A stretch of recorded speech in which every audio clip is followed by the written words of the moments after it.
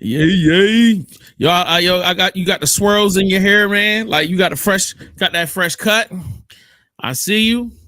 He got some Native American merch on. You know what I mean? He's supporting the original indigenous people of the land. All right. Facts. Yeah. That's what I'm talking about. Yeah, I mean, What up with you, man? How you doing, man? What's the word? What's going on? Talk to me. I'm blessed, bro. Like I've had you know what I mean? I had the signature fat boy birthday weekend. Uh Friday night we eat out. Saturday night we barbecued. Tonight we going out to dinner. So like I'm just Oh yeah, happy birthday. Let everybody know it's your birthday. I mean, the big 4-5. Big 4-5. Well, I ain't how does it ashamed. feel, man?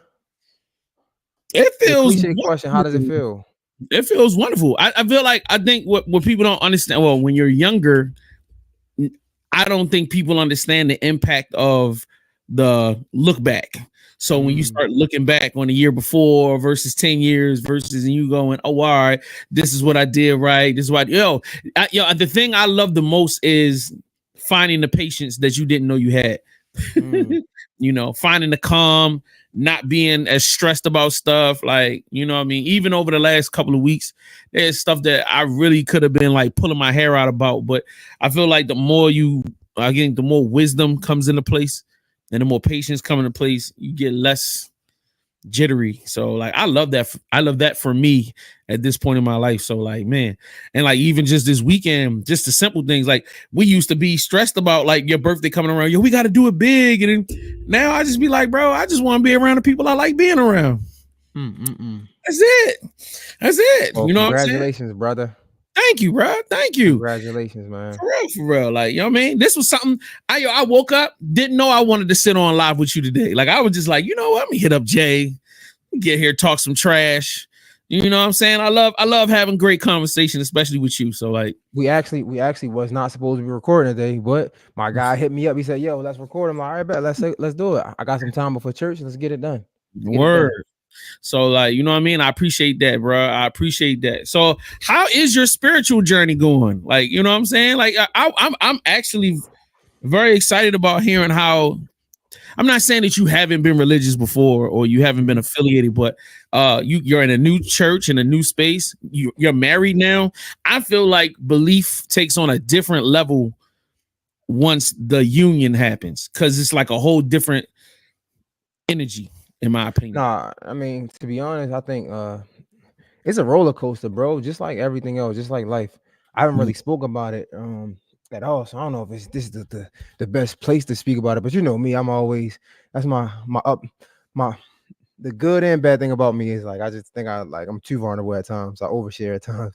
But no, I think it's a roller coaster, bro. Because it's not really new. Because like you said, like I've been on my spiritual and the religious journey my entire life. It being this serious and you know this intentional is different for me because like ain't no excuses. Like everything we're talking about is right there in the Bible, right? So like it's no excuses. Even sometimes when I make excuses, right? So it's like it's kind of the conversation of like when you know better, you do better. Right. So now, like, even like in the spiritual world, it's like, man, God has grace on those who don't know any better.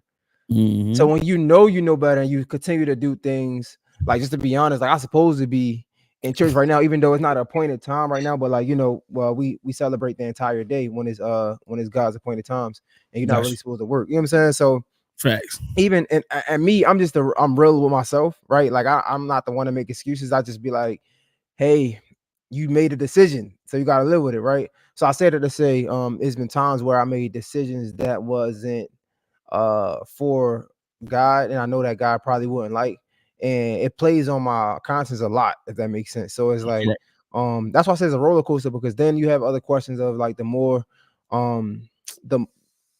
you go with your spiritual journey, the more you learn and the more you have more questions. And the more questions you have, you continue to have questions, and then you start to doubt. But that's why you're supposed to stay in church once start that journey, just so you can continue to be around people who've had questions similar to you, who can answer those questions, who can uplift you and be strong with you. You know what I'm saying? So like it's definitely a roller coaster, bro. I'd be lying to say if it wasn't, right? So like I'm glad you asked, because nobody really asked me that. And I never really, because I a lot of those conversations I don't be wanting to have with my family, because Wow.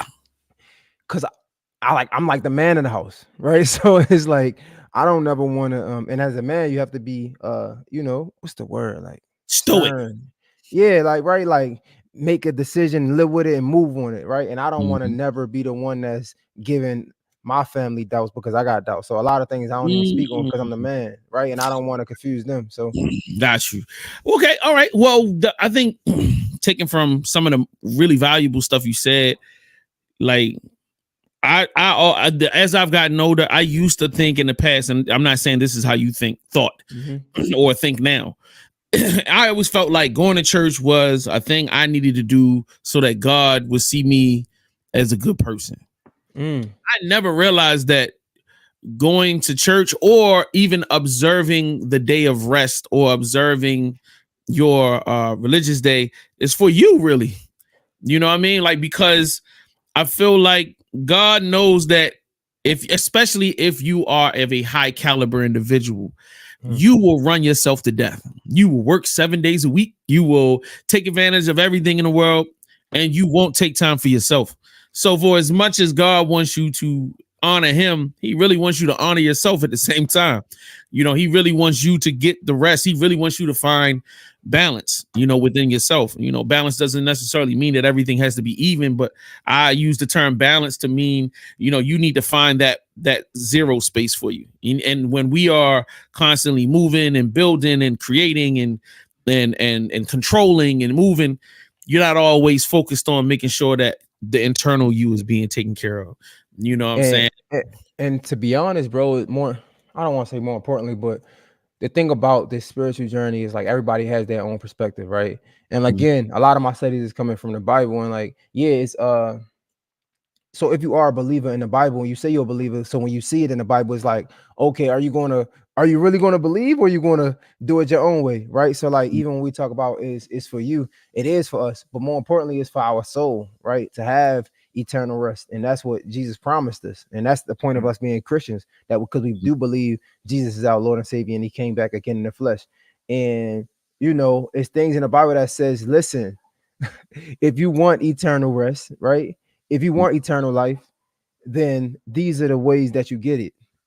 Mm. And if you keep playing with me, basically, this is what Jesus said. So a lot of times we always say, Jesus know my heart. It's like, yeah, he knows your heart. But also, he also says that this is the way to get to heaven. He says that verbatim, like this is the way to get to heaven, to get eternal life. And once you know that, when you do everything else but that, is kind of it weighs heavy on your conscience and your heart and your spirit. Yeah.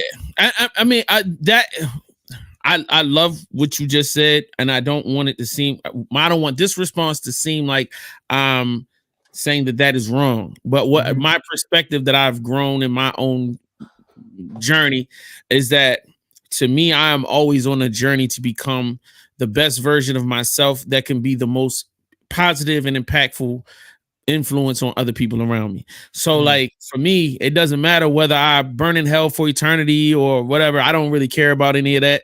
But what I do care about is, while I'm here, that I am not hurting other people and I am being the ultimate help for other people.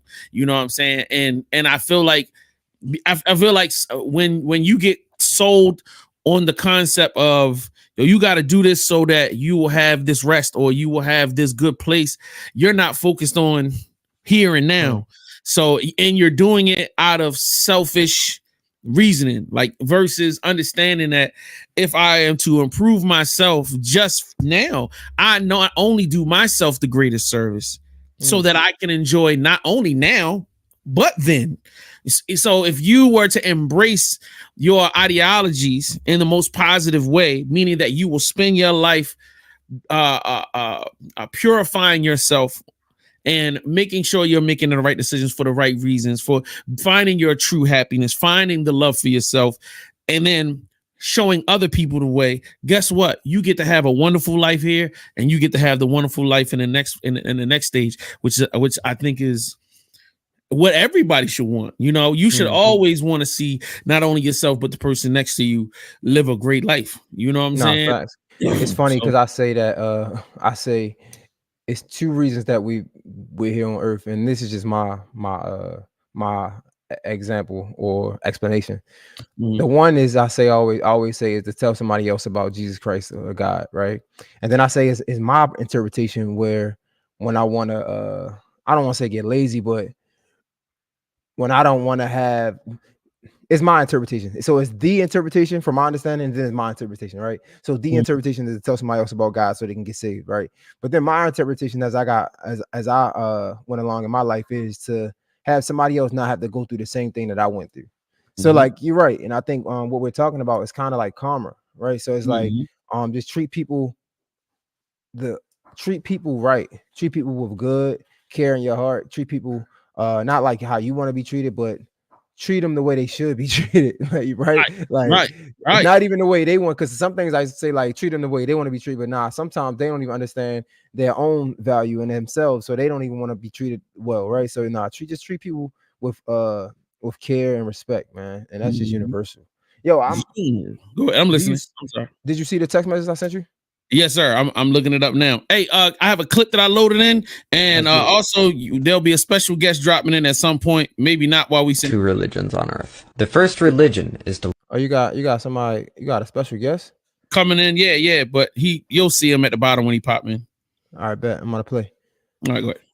There are only 2 religions on earth. The first religion is to look up at the highest good you can imagine and align yourself with it. And if you do this, then you won't need to worry about your day-to-day existence. Follow the principles you believe in, everything will work out, and if you have faith, you will eventually meet and become like God. This is Western religion. All of the religions with star symbols. Even Greek religion, with multiple gods and goddesses, falls under this category, because they're just fragmented stars across the metaphorical night sky of your consciousness. The second religion is to sit down on the ground and become aware of the smallest thing you can, like your breath. Notice it, and through that practice, develop the ability to notice everything else. Build your awareness until you understand how your actions affect your life and embrace the ones aligned with your natural rhythms. Do this enough and you will open your eyes to reality and see a vision for how to move forward in the world until you are so aware that you are aware of and at one with God. That's Eastern religion. One is top down, the other is bottom up, but they're both frameworks for creating awareness and vision within your life that enable you to move towards a better one. All right. I hope everybody got this. Look, I'm not trying to dictate to people like where you should, where your belief system should be. But I definitely wanted this to be an example of how a lot of things kind of work together. You know what I'm saying? And we all kind of believe in some of the same things. Okay, I have no idea what's going on here. Maybe I am just not. What am I? Am I farting? What is going on? I don't what are you trying to do? I was trying to get back into your live. And it's crazy. IG? Yeah, the IG live. I took it down. I ended it. I'm about to redo it. Oh, okay, cool. But like, back to my point that I was making. There are multiple ways to define yourself to the oneness. You know what I mean? But the 2 different methods all get to the same place, and that all requires you to be, disciplined. It requires you to be steadfast. It requires you to be honest with yourself, and then in turn be honest with those around you. So like on this day, whether it be, my birthday or Jesus, I am Jesus. So I don't just playing. But on this day, make sure that you are not only considering, what you should be offering to the world, but what you should be offering to yourself, and treating yourself with the same love and reverence, the same way you would treat God. You know what I mean? And that does not mean, that means that, sometimes making hard choices, man. Sometimes we got to back away from the things that we might enjoy, but it may not be healthy for us. Whether it be a food, whether it be a person, whether it be a habit, whether it be something that is not helping you move forward, is not helping you grow as a person. And off that, we don't have to continue down this pipe. I mean, like I can sit here and talk about self-improvement all day. It's something that You know what I mean? I feel so heavily about but anyway, I want to talk about some business stuff. But I also want to start with Will Smith, because I think what he's talking about, what we talking about, he hits it on the head. This man Will Smith break the infinite game. Let's see what we talking about. Let's see. Listen to this man Will Smith break the infinite game down perfectly. You just realize none of it can make you happy. Once you've bought everything you want, and there's literally nothing on earth else that you want to buy. You know, I just wish that was a gift that everybody could have, because there's nothing that material can do to satisfy you. Right? It's like drinking salt water, right? Like you'll never get enough. You're just going to make yourself more and more thirsty. Right. You know, I'm in that phase of my life that can actually be scary. When you realize that no relationship, that no money, that no kids, that like there's literally nothing that can make you happy. That happy is an internal, full frontal contact with your dark night of the soul, and you reconcile that you got to make happy in here. You got to make happy in here with none of that stuff. Damn. You got to take happy to the people you love. You can't try to get it from them. You know, and it's like you got to take happy to work. You're not going to get happy from work. Yo, that is so deep. That is so beautiful. Man, 45 years, bro. This is probably one of the reasons why I wanted to go live today, is that I could go out and spend some money on a bunch of stuff. I could, you know what I mean? A bunch of toys or jewelry, and you know what I mean? And I remember my goddaughter asked me Friday night, like, she was like, what do you want? Like, what are you going to do? Like, are you going to get something? Because she's used to me going on trips for my birthday or buying jewelry for my birthday or dumb stuff. But I was like, I'm like, I told my goddaughter Friday night, I said, it's cool to get it. I said, but I'll be honest with you, 10 minutes after I buy it, I'm like, whatever. Now it's just some shit you got that you got to find a place to put it. Or now you're going to be always concerned with whether or not you lost it or where is that. And you know what I mean? Trips are great. You know what I mean? I'm never down in jewelry or trips, but man, like learning how to just be happy. Like I've learned to just value having them around, family members, loved ones, friends. To me, that means more than anything. And I spent last night cooking and for my own barbecue, but I enjoyed it. I spent like $200 on food for the homies to come over and eat. And that made me happy just to sit back, watch everybody play spades, everybody eating, you know what I'm saying? Everybody laughing, having a good time. Bro, that makes me making them happy makes me happy. Fact. Yo, it means so much to me to see everybody being able to be together, have a good time. I love seeing my friends and my family in a good space, you know, having children, building families. Bro, I know some of y'all gonna like, yeah, whatever. Let me get this McCullen. You know what I'm saying? Pull up the Ferrari, bro. And I'll be like, yo, and I agree with people. Like, it's wonderful to experience these things. Believe me, I've experienced some beautiful things in my life. Being around celebrities, I've been around a lot of different spaces, and it can be a truly magical experiences. And those are valuable. The experience of being in certain rooms is life-changing to a certain extent. But guess what? It's only momentary. So whatever you're going through that you think this is the solution for, it's still going to be there.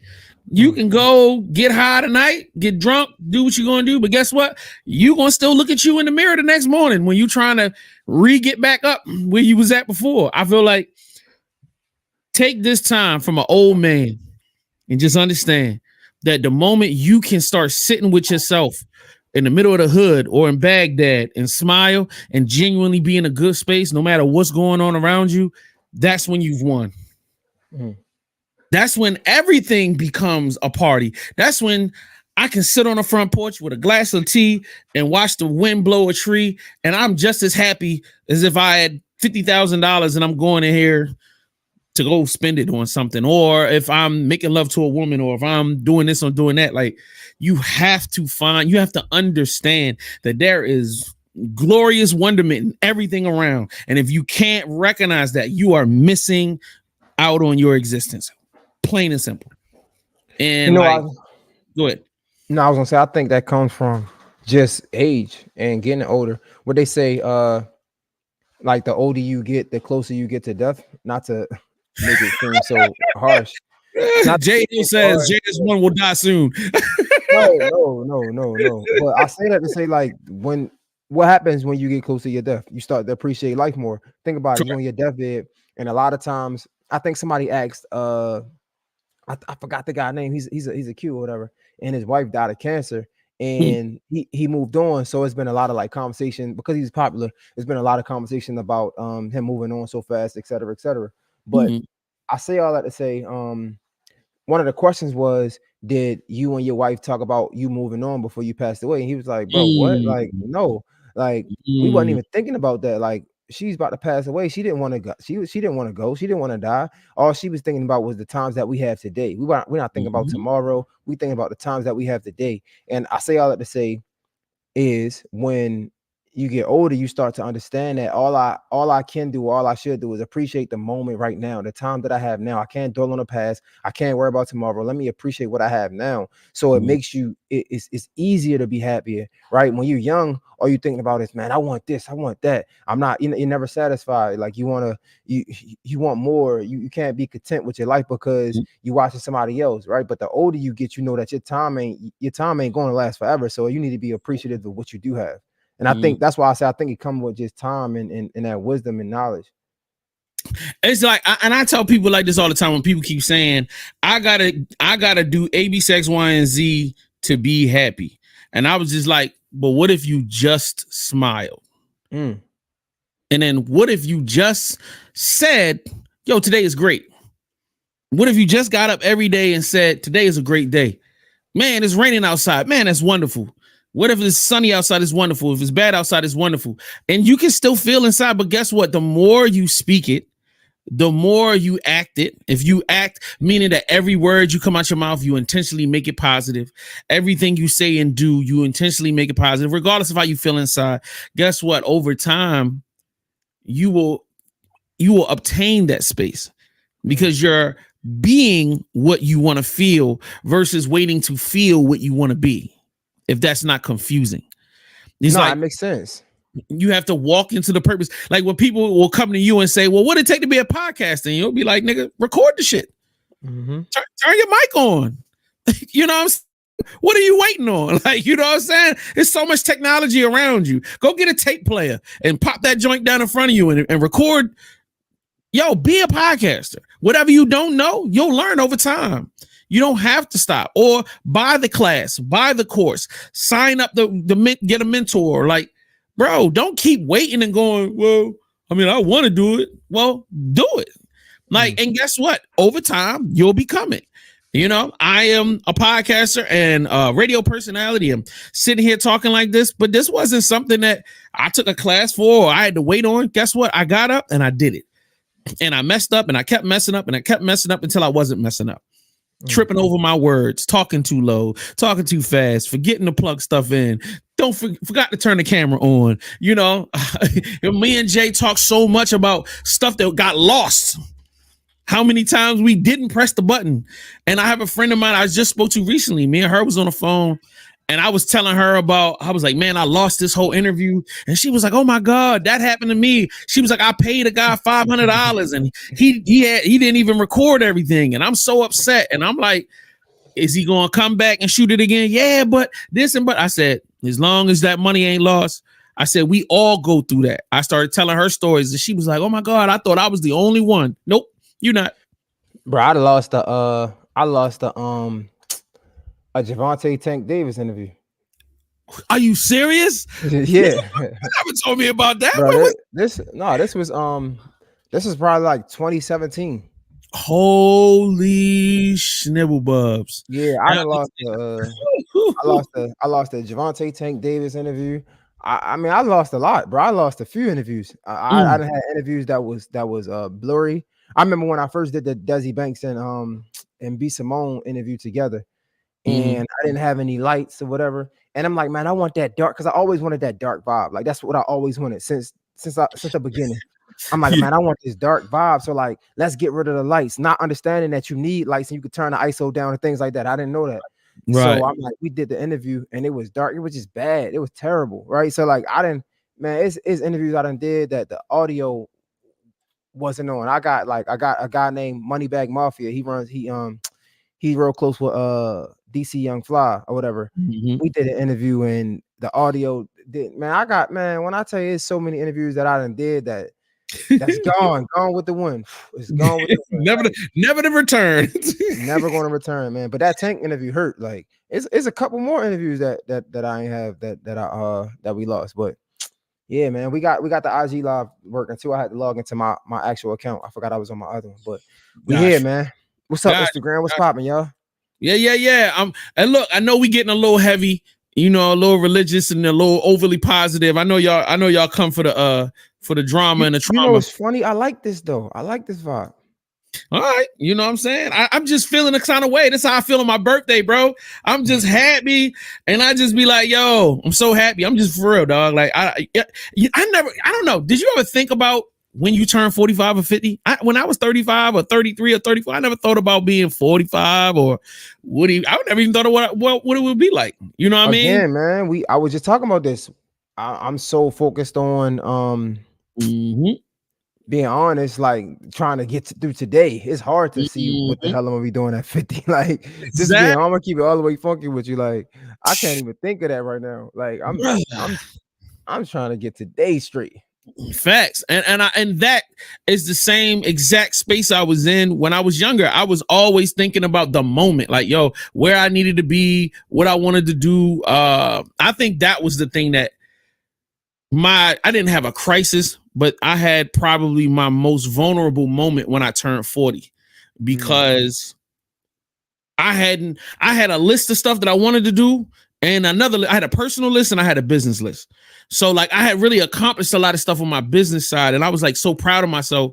But then there was like the part about wanting to be married, or like wanting to have kids, or wanting to have a home, and like I'm waking up and I got a 1-bedroom apartment. You know what I mean? It's a fly 1-bedroom apartment, but it was just that.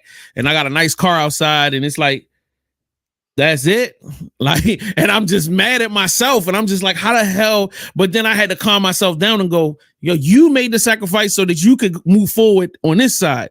Like, so you, instead of sitting down and being in a relationship, I was going to Atlanta. I'm going to Houston. I'm moving around. I'm so focused on the radio station. I'm so focused on building this and that I would always make relationships like, all right, bro, I ain't got time for it. Like, or if it's too much drama, all right, I don't, because I didn't want nothing to take my focus away. So then like, I really, really, really, and this is where it'd be like, yo, God will send you the right people at the right time. I just so happened that around that birthday, some of my oldest friends that I hadn't seen in years just kind of decided, they was like, yo, I want to come and be with you. As a matter of fact, you was at my 40th birthday party, and it was just like some of my oldest friends came from out of town, and they were just all around me, just having deep conversations. And like, I'm sitting there telling them, damn near about to cry. Like, nigga, my life is bullshit. Like, you know what I'm saying? Like, yo, all right, this is cool. And they was just like, yo, Jay, like, you made the decision to chase your dreams. And then someone was just sharing about, well, yeah, I'm cool. But he was like, yo, bro, I never got to travel like you did. And I'm just like, what? And he was like, yo, you got to be around celebrities, or you got to, it was like, just watching you from the sidelines, I just cheered for you, because I had dreams and I sacrificed them because I just wanted money, or I wanted the house. And they was just like, and then one of my oldest friends was just like, bro, like, you lived the life you wanted to live. If you want something else, go get it. And then that's where it kind of turned for me, where I was like, what? So he was like, yo, it ain't too late, nigga. Your dick still work. I mean, he like, nigga, go ahead, go get it. What you want? If you want to go buy a house, go buy the house. Nigga, like, so what, you 40? Nigga, like, what the hell I got? And that's when it was like, man, thank God. Like, you know what I mean? Like, just those perfect people coming and saying the right things to kind of set it all into. And like, I really went into 40 with a different energy. Like, nah, if I'm going to do this, is what is going to happen. I really went into 40 revamping my entire, how I do things, how I approach everything. And it was just like, yo, if it's not this, if it doesn't fall within this rule set for me, I'm out on it.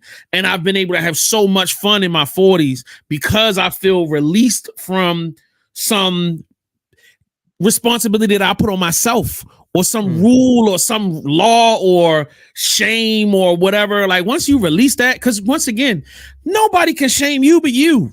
Just because somebody say something or make an eye or they make a statement, man, that's people pretty much reflecting their trauma on you. And it's your choice to either accept what they saying or to stand firm and stand strong in who you are. Especially if you know you're a good person, you know you've killed it out here and you've made things happen. You got to be able to do that. So like, I am so happy today and every day since, turn 40, the darkest day.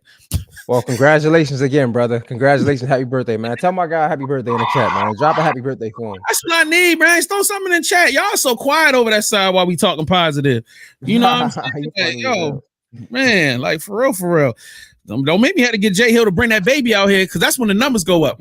When baby girl come on camera, that's when the numbers go sky high. Like, you know what I mean? So anyway, all right. I want to throw this. I'm gonna throw this Boosie joint up, man.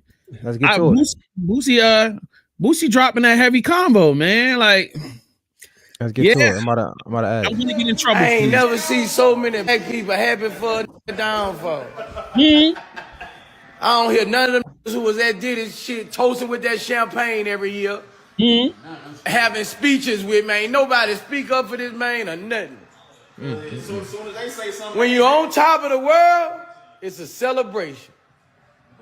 When you're on the bottom, it's a denilation. All with them suits on, with their cups up. Ain't nobody said nothing. Oh man. All y'all motherfuckers used to have them champagne glasses up with them suits on for all these brunches and all this shit. Nobody got nothing nice to say. All these colleges got millions from this man. Ain't nobody got nothing nice to say. Shit. I feel like Ball and G was the only one. I'm gonna tell you why nobody got nothing nice to say, bro. Because they scared. I feel like and it's the part about people though. Like, it's like when you're doing something for somebody, man, everybody got your back, everybody your friend, everybody will die for you and take a bullet for you. Everybody. That's why I said I don't really do what ifs, bro. Like, I think I said it not too long ago. If was a fifth, we all be drunk. Like, that's why I don't really do, bro. I don't really do hypotheticals, because a nigga always gonna be like, man, I'll take a bullet for you until it's time to take a bullet for you. You get what I'm trying to say? Like, I don't never do none of that. Niggas say they not gonna snitch until they facing life and they gotta worry about their family at home. You get what I'm saying? Like, I don't never do none of that. And I ain't like no gangster or no street nigga. It's just I had to learn that at a young age. You never say what if, because you never know what life could present itself. And then you really gonna have to back up what you talking about. You get what I'm saying? But I say that to say, like, Diddy is in a weird situation right now, and the worst thing somebody can do, not the worst thing, I feel like people are scared that if they side with him, then they can lose what they have as well by being on his side, by taking up for him, saying that they're backing I don't know, I don't want to give him no names because ain't nothing been proven yet. But if you've always had a positive experience with somebody, what's wrong with saying, yo, I know the homie? Not saying that, hey, I know for a fact he didn't. That's taking it too far. But if I was to come out, if I knew Diddy and I rock with him, I would come out and say, I've never had a negative experience with him. I don't know what goes on in his personal life, but I will pray for him and his family.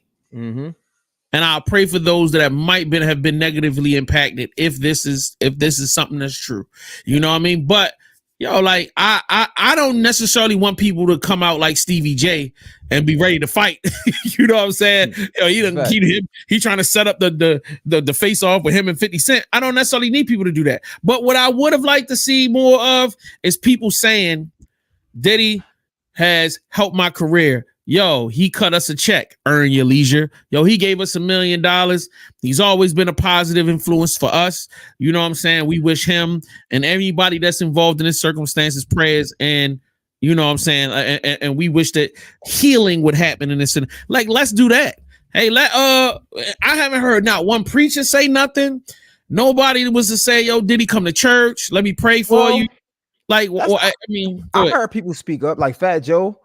okay. I've heard like Slim Thug speak up. You get what I'm saying? I've heard people speak up, but it hasn't been the masses, of course. But you know how we are as an African American culture and community. It's like, bro, that's why you can't live by the praise. Because if you live by the praise, you're gonna die by the booze. It's just simple as that, right? Because I think I haven't been to too many countries, right? But like, especially like in their rural cities, like where I'm from in America. But American people, they got this thing where like if you up, they're gonna clap for you. But when you down, they're gonna stomp on you, right? And we should know that by now. I'm 32 years old and I know that. You get what I'm saying? I ain't gotta be 45, 50, 60 to understand that. I've learned that since I was 25. You get what I'm saying? People love to see you come up, but they also love to see a downfall. I see so many people talking about this man and his downfall. And I'm like, yo, this is a billionaire.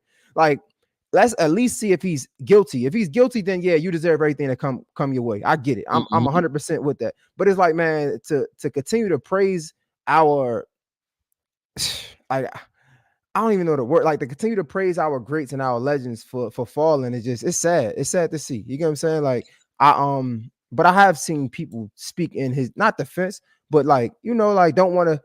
At least be respectful. Like Fat Joe was asked on Breakfast Club, like, look, man, that's my dog. You know what I'm saying? I haven't had no bad experiences with him, and I hope that this pass over. You feel me? Like I've heard people speak on that, but like we could definitely use more people speaking up on him for sure, 100%. All right, now the next component of this part, and before I move on, because I don't want to stay on Diddy all day. We did enough of him in the past or whatever, and I did a whole live stream on it the other day. At what point can we start talking about rehabilitation versus complete defamation?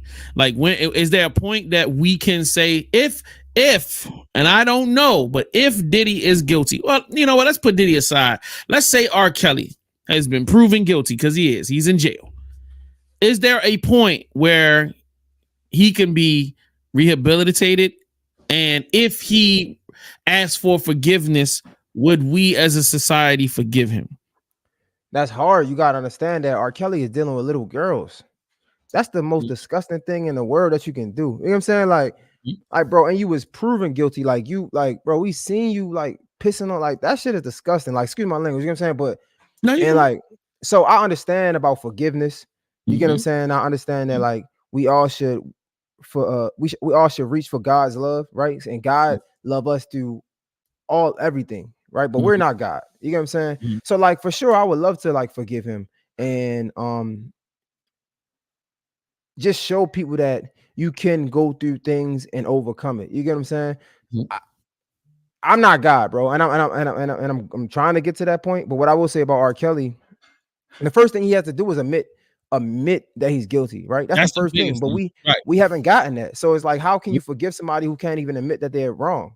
You know what I'm saying? They don't even see that they're wrong. You know what I'm saying? Like, we can look at somebody and say, yo, you know what? I feel bad that because this person was he was touched on, he was molested as a kid.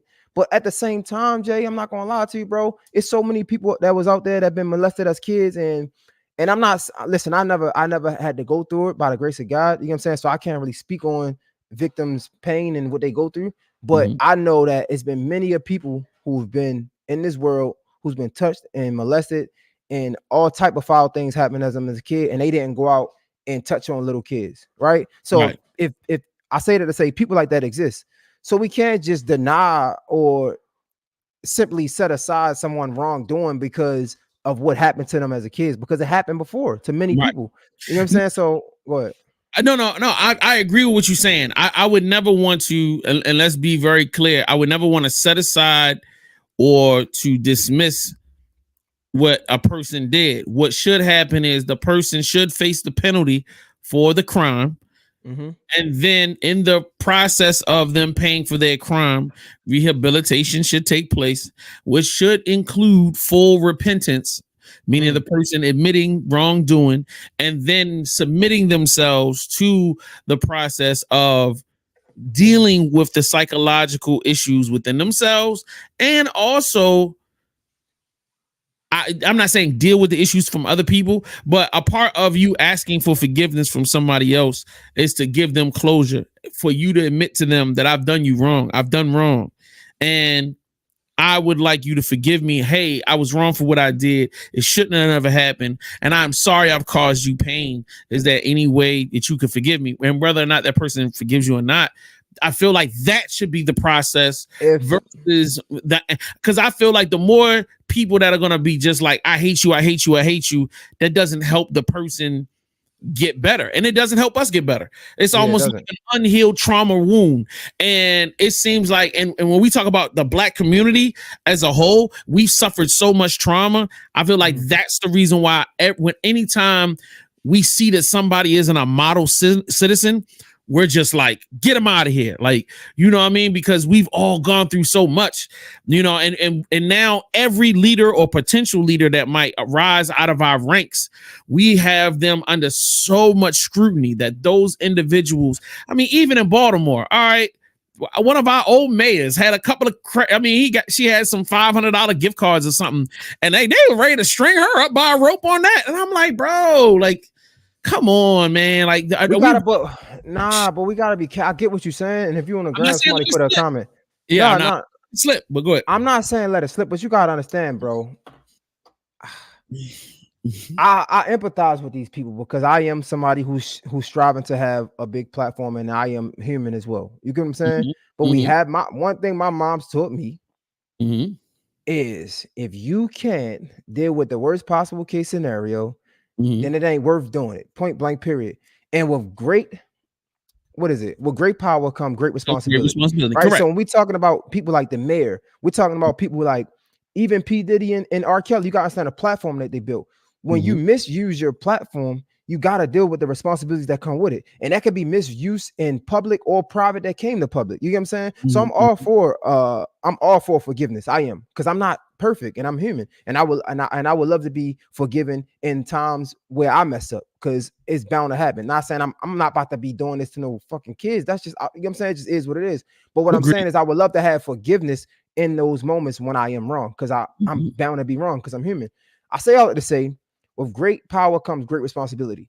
They misuse their power. So when we talk about the mayor and she's getting caught with gift cards and things like that, yeah, you're gonna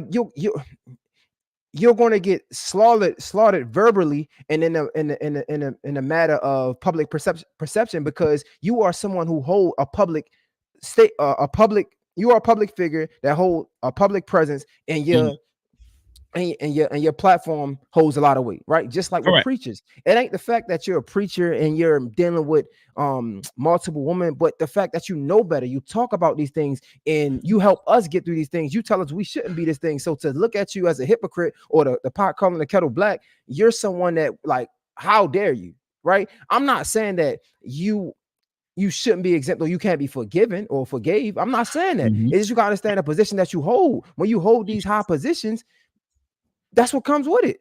That I agree with, but we are all human beings and we are all flawed out the gate. Now, once again, I am not arguing against, hey, people having what do they call it? Having results for your actions. So, like, yes, you steal cars, you lose your job. But the way I hear people refer to that woman in the streets was like she had personally punched niggas in the face. And it's just like, bro, like that's just over the top. Like, I once again, it's like we have to learn how to admonish people without totally condemning them. Yo, one bad action does not make you the devil. Like, you know what I mean? And you're absolutely right. But who are we to tell somebody how to react? Right? Think about it. I voted for you, right? Essentially, I'm helping you keep your job because I'm paying my taxes, right? So you have a position because of me. Essentially, right? We can say that. So if you misuse your power, you essentially wasted my time and wasted my taxpaying dollars. So, like, who are we? And I'm with you, Jay. I'm just playing devil's advocate for a second. But like if I do something wrong to you, who am I to tell you how you should react? Right? True. However, we're talking about maturity and in general decency, especially if we're talking about evolving our society past the point we are now. Yes, 100%. Recognizing that we all have traumas and that we all need to deal with our traumas. I get that. You know what I mean? And the point I'm making here is, if we want to be better, if we want to be stronger as a community, there's only X amount of us. How many kids are we going to cut off and people are we going to cast away before there's nothing left? The ones that are actually fighting to do things for us, hey, bro, they're not going to be perfect. And yes, they hand slap, lock them up in jail, deal with them. But how many more people want to move? How many more people want to become Puff now? I don't want to. There's almost to a point where I don't even want to be a public personality, bro.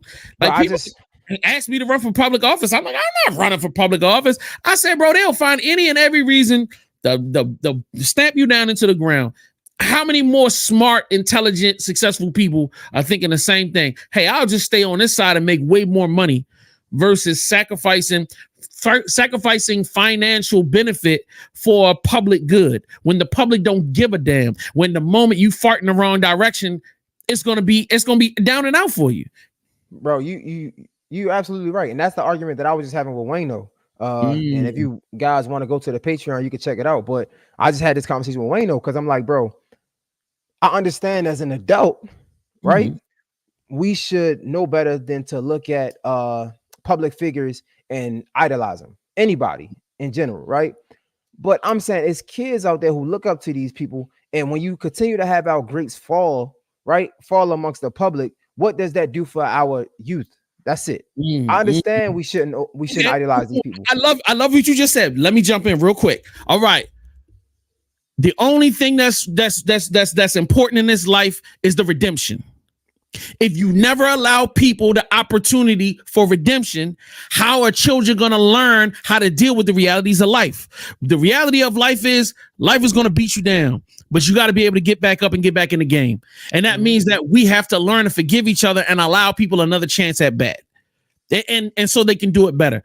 Yes, sometimes your ego will get in your way, but guess what? An ass whooping or a slap in the face sometimes or a kick in the ass will help you get your mind right so you know not to make the same mistake over again. But go ahead. This is an interesting conversation because even the guy, what was it? The guy Nickelodeon? I don't know the guy's name, but apparently he admitted his wrongs or whatever, right? And I didn't look into this, so I don't really know the full scopes of what happened. But apparently it was about it had to be some nasty shit. It just is what it is. Because Nickelodeon is a child network, so you had to be on some nasty kid shit. And I think some shit, I'm just sorry, bro. Like some things, I don't know, bro. We gotta shut down these kids' networks, bro. Y'all gotta smoke cigarettes and drink liquor like the adults do, bro. No more. Some things should just be like, some things should be unexcusable. It just is what it is. I get that. And a part of this, because again, I'm gonna play on my human role, right? It's gonna sound crazy, but it is what it is. It's different between this is why it's sickening to me. There's a difference between thinking about something and acting on it. And then there's a whole nother situation when you think about it, then you act it out. So you had two chances to not do what you wanted to act on that, to be sick. You can think about something and then you think about it, then you act on it. So for you to act on something, right? I just think when we're talking about forgiveness, it's like, that's a slippery slope because it's like, bro, we're talking about kids here. We're talking about kids. I agree. But let me jump into the I'm on the chat. Shout out to everybody that's on the Instagram live. Plainest Jane. Shout out to Plainest Jane. That's the family. She's asking, are the ones we're speaking calling to prove they've actually made some sort of progress or improvement? So she's asking if we're talking about people that are actually creating progress and improving the community while making mistakes. That's a very good question that's up for debate, which starts a whole different debate. But let me say this in response to Jane. A person is only good for redemption if they've done something for you.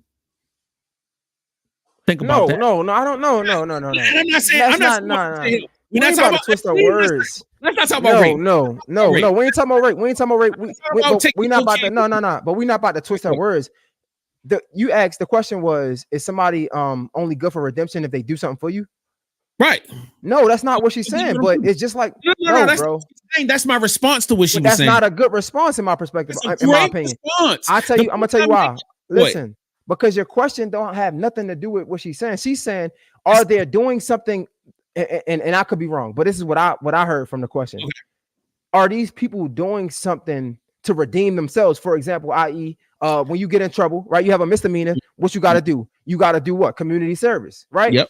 We're not talking about beforehand. We're talking about after the fact. So, okay, you did something. What are you doing to win my trust back? What are you doing to show me that you saw the mistake that you made and you want to work towards past it? That's a great statement to make. Are these people actually taking the road for redemption? Meaning, are they and this is something we talked about earlier.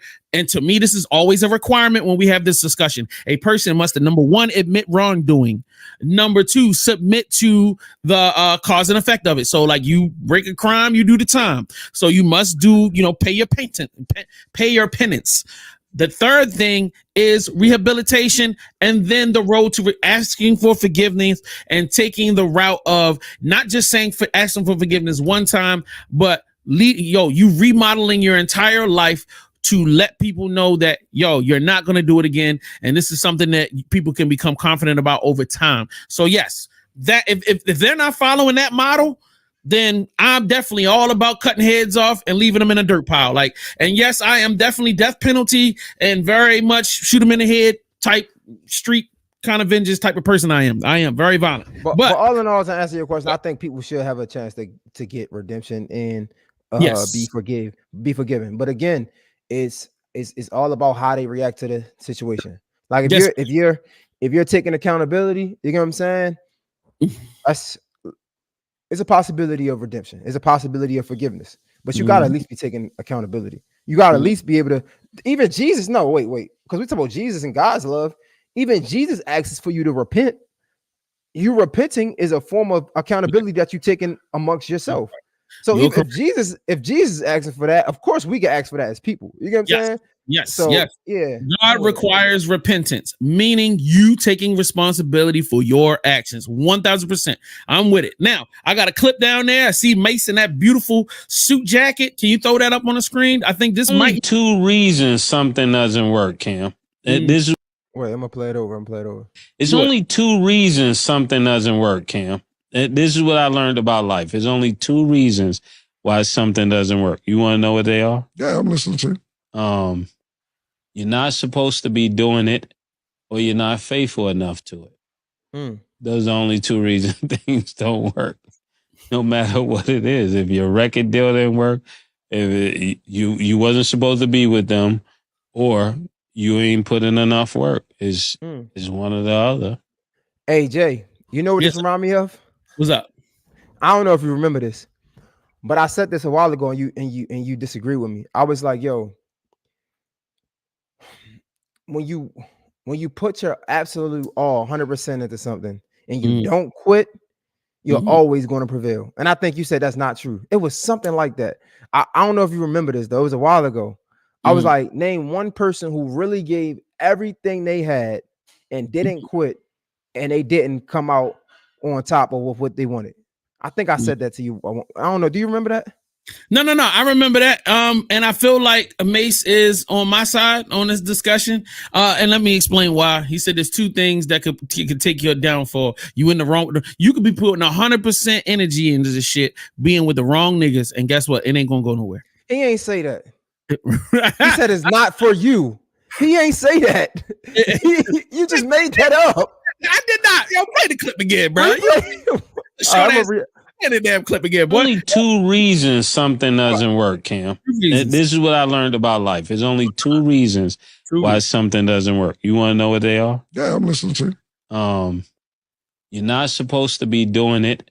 You're not supposed to be doing it. You're not faithful enough to it. And you're not faithful. That's two. Right. Now, let him. There's only two reasons things don't work.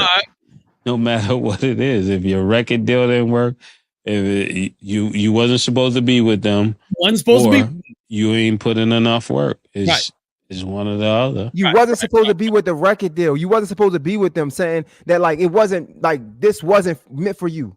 It wasn't meant for you. So you could put in $1 million worth of work. It ain't gonna work because you wasn't meant to do that. You wasn't meant to be there. One wasn't supposed. Sometimes. Yes, that's right. You didn't say that originally though. Yes, I did. That's exactly what I said. You know what? You're not gonna fuck with me today. Okay. Okay. What did you think I said? Let's go back to I that. thought you said like you with the wrong people or something like that. I'm like, wait, what? I agree with that too. That's all. To me, it all works in the same box. You're not meant to be there. You with the wrong people. Because if you're in the wrong people, you're not meant to be there. You know what I'm saying? Fair. I'm not about to put you with drive-by records with Trey D Killer and Trey D Killer 2 and 3, and you're gonna be talking about positivity and love, and they out there shooting people up in the street. That ain't gonna work. Okay. Come on, man.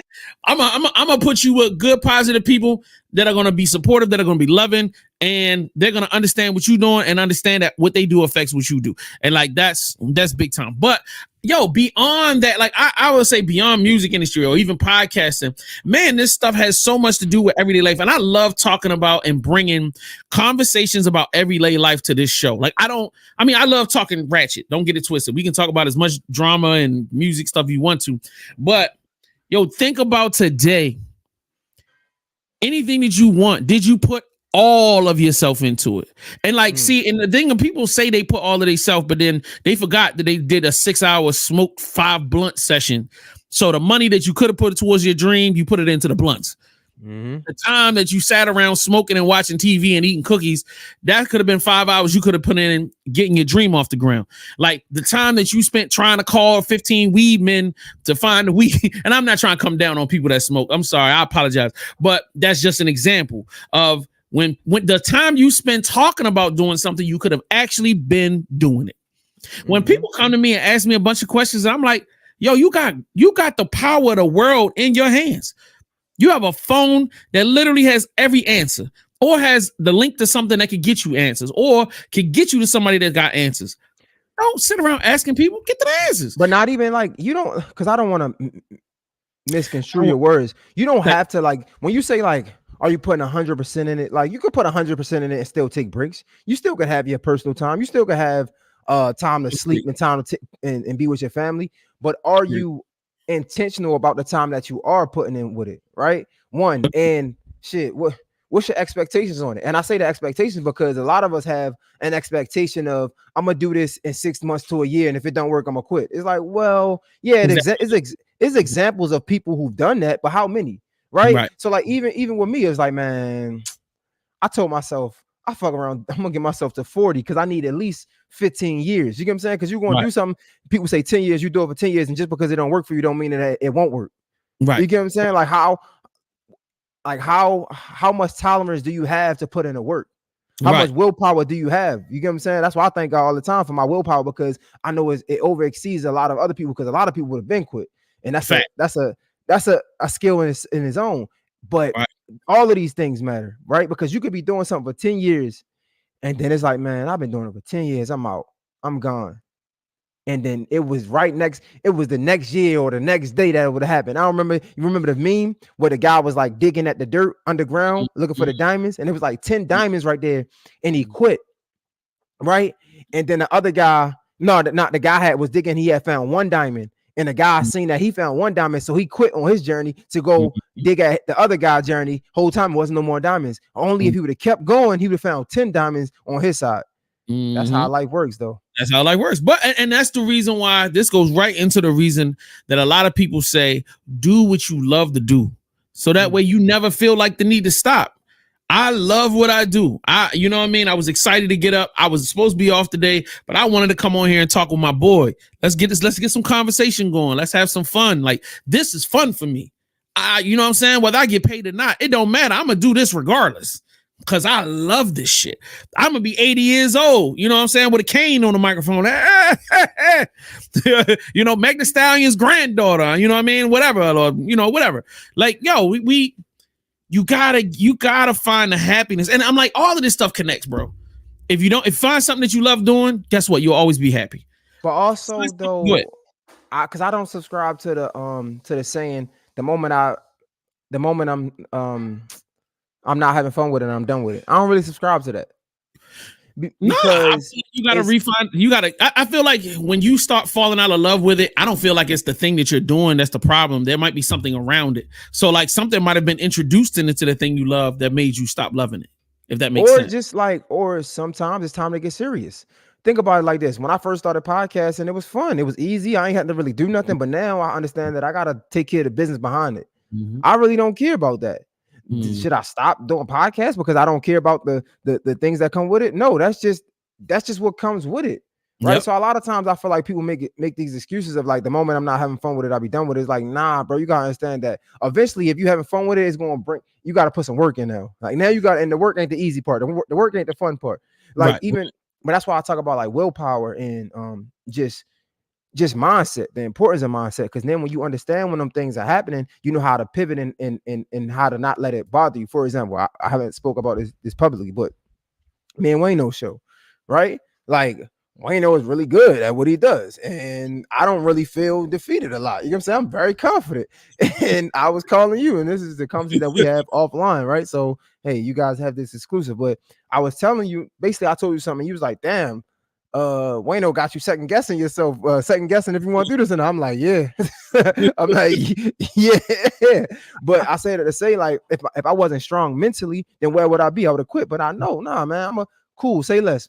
Let me get in my books, man. He ain't about to keep playing with me. You feel me? Like, but that's how it's supposed to be, like when you're mentally strong. But a lot of times we ain't doing those mental push-ups, right? We ain't doing those mental push-ups. So now when we're dealt with adversity, we don't know how to move in a moment's adversity. But that's what creates you as a person. That's who you are. How you react in times of when it get hard and adversity, not when what you do when it's easy, right? So like I think that's something that we should really let people know about, like that mental toughness, like that mental fortitude, not just, oh yeah, I'm having fun with it.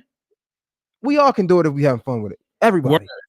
And like understanding that, like just like when you lifting weights and you working out, you know, there gets a point where you get used to benching 250. 250 become easy. But guess what? If you want to break past 250, you got to take on that 300.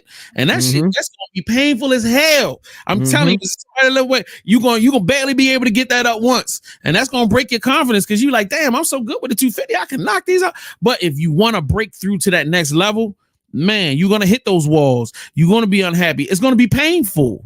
It's going to require you to push harder than you've ever pushed before. But once you keep pushing, man, you can find that positivity. You'll find that great new level or whatever. And, we sound like some motivational speakers out here. What the fuck what are we doing? Hey, no cap. So, like we have these conversations and I'm just talking like it's just us on the phone. I'm not mad at this, right? Because, and this doesn't necessarily mean we got to change it, right? But I already I'm talking about trending things, you know.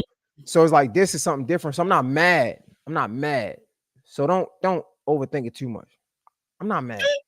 No, I be laughing at myself because I'm not used to being this positive. I mean, no, that's not true. I'm always used to being this positive, but normally when I turn my mics on, my focus is different. It's turning up. It's stream time. It's COE, content over everything. Yeah, and it's easier to talk about positivity with you because part of it is I feel like a big brother and I always want to keep you motivated.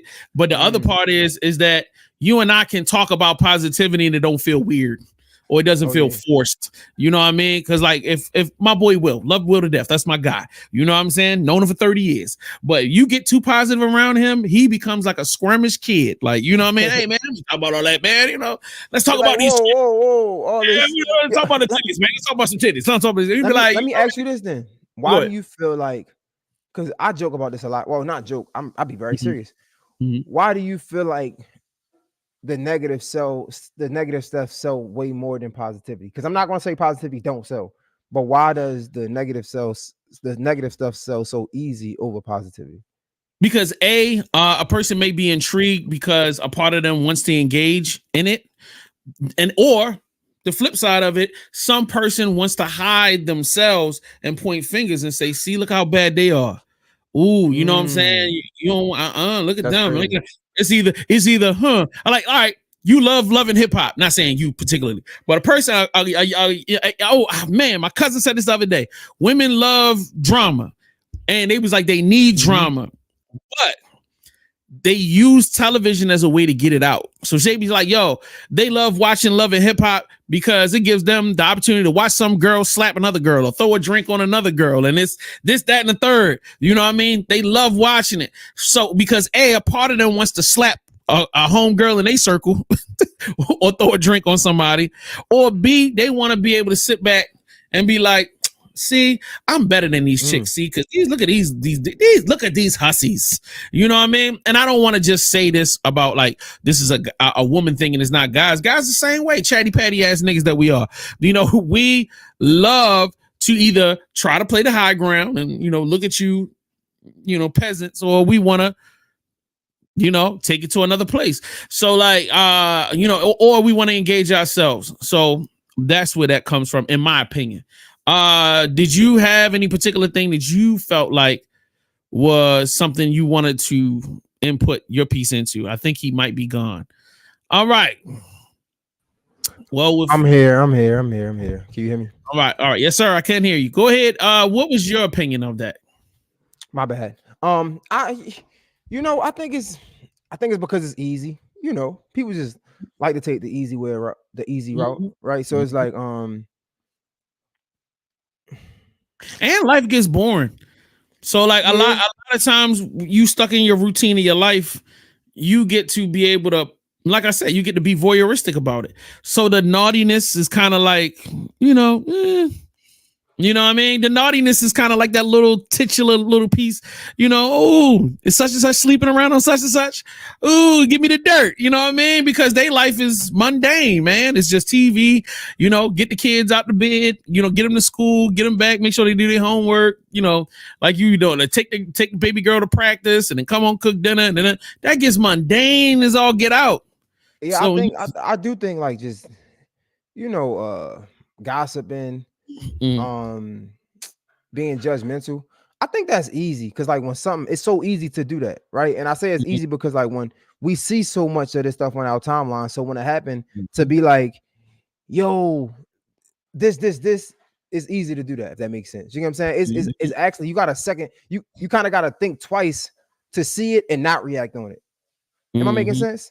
No, you're right. I think that's why so many people talk about the negativity, the negative stuff in it, and why it grows so much, because it's like it catches like wildfire. It's like, oh, this is happening. Let me tell you my opinion on it. Now everybody a news anchor. You know what I'm trying to say? Like now everybody a motherfucking the media. It's like, man, shut the fuck up, man. I see my guy here, man. Yeah, Star City. What's up, yo? Look at this guy. Hey, what's up, man? How y'all feeling? My man got the mic on. What's up, bro? We hear you, bro. I'm clear and shit. Yeah. I'm about to get the big headphones on you niggas, man. I'm about to be really in here. What you talking about? What we talking about? What's going on, Thuggish Ruggish? What's going on? Yeah, this is a little merch, some merch shit. Hold on, where we at? Thuggish Ruggish. Hold the back card too. Yo, look at this guy. Look at this guy. Yo, he living that good life. Yo, look at you looking young as hell. Yo, always talking about me living the damn good life, nigga. Yo, tell him you 56 years old. You look like you 22, bro. Just be honest, yo. You do like you like 22, bro. God is good. God is good. You know what I'm saying? You do like you 22, bro. Hey, Jay, I see you done took every piece of hair off your face. You trying to play the game with me? I see what's going on. Hey, with the Beijing, bro. I had to get the Beijing. I mean, I see you got the glasses on. You trying to adapt to the younger world as well. You know, that's what you told me to do. That's what you told me to do. You was like, yo, put the hats on. Yeah, he did say put the glass. He's like, put the hats on. He was like, yo, you got to do the buckets. That was your idea. I told you to do the buckets a while ago. You know what I'm saying? You did it for a little bit. You ran with it a little bit, but then you was like, I'm coming back to being an old nigga. You know what I'm saying? So we got to bring it back to the bedazzled glasses. You know what I'm saying? I'm doing it. Anime hats. Is that an anime hat? What is that? No, sir. It says less funerals, more birthdays, sir. It was that's hard. Shout out to my guy John Wells. Shout out for local Baltimore artists. Yeah. So yo, come on, bro. Man? How y'all doing? I just want to say, I know I ain't talked to y'all in a while. Me and Jay talk a lot on the Instagram, and like, I always make sure I comment. I make sure I post on even one of y'all when I see y'all stuff. Just make sure I'm always active and make sure I'm helping y'all lift wherever y'all at. But it's nice to see the gang back together, man. It looks good, man. It's been a minute, Missed you, bro. Yeah, I miss both of y'all, man. For real, damn. I'm always out here. Bro. Did you open up a studio or something, bro? Look at that. Did you, because that space that you did that freestyle in, man, that is a gorgeous space, man. Oh man. No, that's a it's so many people here that have their own little shows and like little things they're doing to promote their like brands, and that's somebody who's going to start doing like freestyles for people in LA. And I just wanted to, you know, they hit me up like, hey, could you be one of the first people to do it so we can put the brand out? Like, so anytime I can showcase talent or, you know, even have a good visual to put out, you know what I mean? I wanted to always be top tier. So it was dope. All right, good enough with behind the bars, behind the bars. and the Yeah, man, what you want to talk about, Jay? I know Jay wants to get these ratings up. Nah, I don't have nothing, but JS1 got something. I'm gonna just pull it up since we all here. Why not? Oh, this companies are owned by someone that doesn't live in the U.S. We're the biggest. All of the companies are owned by someone that doesn't live in the U.S. We're the biggest money maker. The Universal is owned by the French, or Sony is owned by the Japanese, and Warner is owned by a Russian. So they don't care about our politics over here.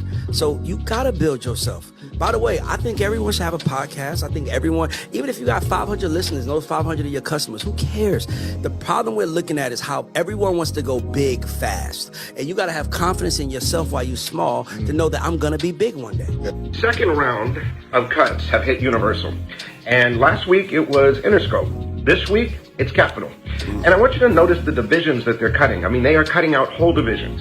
And it's from the executive to the street level. And it's mostly in radio promotion and marketing and creative. So what does that mean? Record companies are going tech. Taking all of the personal element out of it very slowly. And if radio doesn't feed the monster soon, radio is going to get eaten by the monster. And that's where the next cuts are going to happen. Yo, Stars, so how do you feel about this? I think it's crazy. I mean, he's not wrong at all. I mean, I feel like it's very important for us all to understand that our own brands are going to get us further than, you know, any labels will. It's not forsaken now that we understand that labels are stupid. You know what I mean? They really just here to take the artist down and get everything they can. Maybe some of them suck us dry and then they put us back to the world. You know what I mean?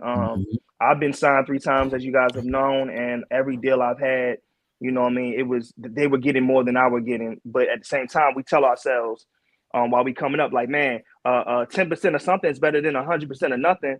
But at the same time, it's like, do you have a plan for yourself? Like, I had 3 deals and I didn't have no plan for myself. I just like, all right, I don't have nothing. So hooking onto this label is going to help me further my career. But no, I should have sat on myself. Okay, when I get this deal, what is my steps to make sure I'm good? Because they're going to have steps to make sure they're good. Instead of just going to the studio recording and just hoping I get a hit record, I need to be like, okay, I want to put this record out. I need to get merch for this record. I need to make sure I go in my city and make sure I do shows with just this one song. I need to make sure, you know what I mean? I maybe try to get my own features and other investors to help with this song, because I can't put everything on a label. So labels now are barely putting any money in anything. I mean, a lot of them are just doing single deals or distribution deals. I mean, you haven't seen nobody get like, oh, I'm signed to this person now, when they have a celebration being signed to a major label in a long time. They're cutting ties with people. They're letting all the A&Rs go and things of that nature, because now they're just going online, seeing who's got the hottest whatever going on, giving them a couple of dollars and then tripling it, you know. And I can't say I'm mad at them. I mean, a business is a business. I mean, we never gonna be mad at business. So I mean, who are we to be mad at these, you know, random influencers who having songs now? We have so many artists, even the dancers. You know, I know that Joe Budden said that the female rap wave is going down, but even so, the run they had is like, damn, like that's a lie. I mean, I think it's a lot too. I mean, do y'all hear Sexy Red? Do y'all hear Sexy Red right now? I just said that. That's J-Ho's favorite artist. Was you dancing? You know, I was dancing when I heard. Get it sexy. I mean, that bitch going crazy. What? Fuck, that shit hard. But I digress. I say that to say, you know what I mean, the corporations and the labels right now are just focused on making money. They don't want to pay anybody. They don't want to wait for back ends. They don't want to have artist development. They just want to go through, get the money, and move on. And we got to understand that. We can't be mad at it. We got to just learn how to make that work for us. And like shout out to Ray, man. That's the big homie. I was in the studio a while ago with Carmen. Great guy. He is always dropping jewels, but the one he said it was dope is everybody needs to do their podcast. I think that's true. I think everybody is going to have an audience of somehow. We all have audiences. Like me, I got my following. If I stop now and just start talking every day, I'm sure I have something and people will come see. It makes sense. You never know who's interested until you give them something to be interested in. So we need to start believing in ourselves more. And I think it's super dope that he said that. I mean, you got to bet on yourself. I mean, I just saw a clip before y'all called when Mace was talking to Cameron. And he said, it's a different, I mean, we all have two choices. You can go with your life, you can live your life, or you can follow your destiny. Now, it's gonna be a chance. It's gonna be a chance that you're gonna come up to. It's gonna be a fork in the road where it'd be like you can follow your destiny, or you can take the easy route and just live your life. Your destiny is gonna be harder, but it's where you're supposed to go, and you're not gonna know where you're at until the end. So that's just what it is. Like if I stayed in Baltimore, I'd be living my life probably. I probably would be living a good life. I probably would find my way to live a life. When I moved to LA, I was following my destiny. You know what I mean? I'm doing things now I wouldn't imagine. You know what I mean? So it's these things that you have to keep in mind when we thinking about these things, the labels or artists or even if influences like Jay Hill. You know, you don't rap, but you have so many avenues that you have to look at yourself before the business in front of it. You know what I mean? I think we need to be smarter and always keep that in mind. So yeah, so I agree with Ray 100%. God bless, man. Yo, bruh. Yo, you dropping them jewels today. Man, sure. If I'm gonna talk, I'm gonna talk right. You know what I'm saying? Bruh. All right. So tell me, like, what have been the most inspirational things you've seen since you've been in LA? You know, outside of the beautiful women and the beautiful weather.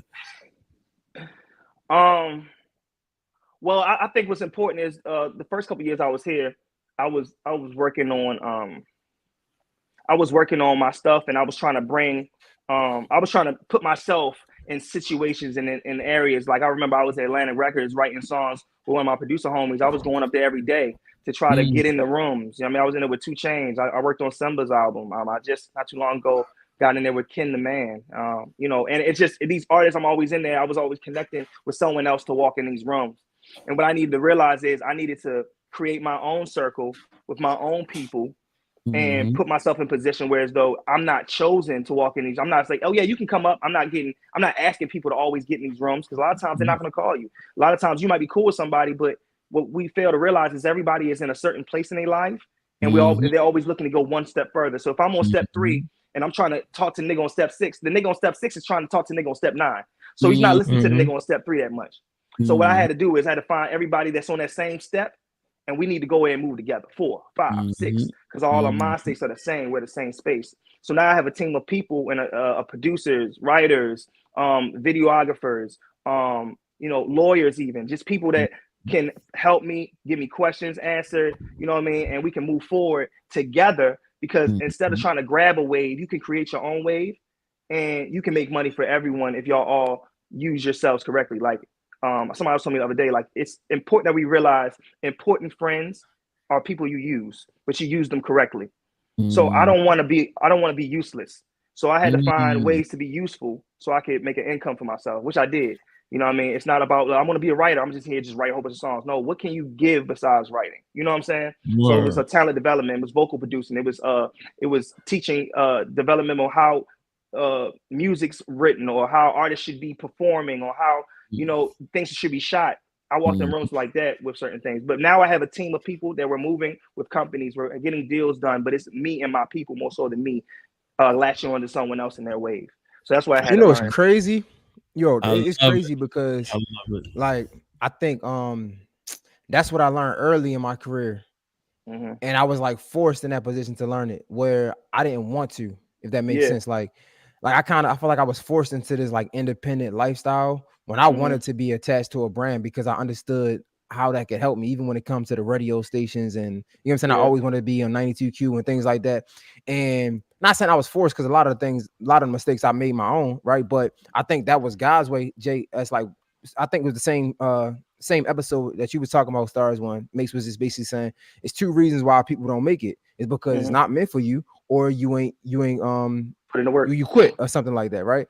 And I think that probably just wasn't meant for me because I was forced to create my own thing, to work with people that I could work with because it was no reason to work with me other than them wanting to work with me, right? And I understood I eventually started to see the importance of that. And it's funny, I was talking to somebody, I won't say her name, but she worked at KYS with me, and now she's in another market doing her thing. And she was like, yo, I see the podcast. She made a joke. She was like, she said how much it costs to do the interview. And I'm like, man, I'm not even gonna lie, man. I usually charge like 5 bands, but I could do such for you. She's like, damn, like I need to start a podcast. I'm like, nah, you do. Like, I'm like, yeah, you like we joking, but she was one of the people that I looked at as in a higher position than me. And she's like, man, I'm damn near done with radio. And meanwhile, like my experience, I've been done I've been done with radio, not because I wanted to be, right? Mm-hmm. But because I didn't have a choice to be. Yeah, so I that was remember. the blessing in it, if that makes sense. So yeah. And if I may jump in real quick, I would like to say, I feel like this is a prime example between the two of you of you not even understanding how big you really are. And like your vision was too small for the greatness that you were meant to be. Like the two of you have always been very powerful, influential thinkers and executors. So why would you want to go into a building that would constrain your power? You being on your own only added to your skill set so that you could create bigger and more powerful elements. Like, I don't feel like, Jay, if you had been at 92Q, you'd have been able to give the look that, you know, Tech needed. Just understand that that platform you built put him where he is at now. So if you didn't build it, being up underneath of somebody else and you was comfortable, he wouldn't have had that moment. I wouldn't have had a moment. The other people, so like you got to start seeing that, like, and in those moments we look at it like, man, the world is down on us and it's fucked up. No, like the world is trying to tell you too big for this.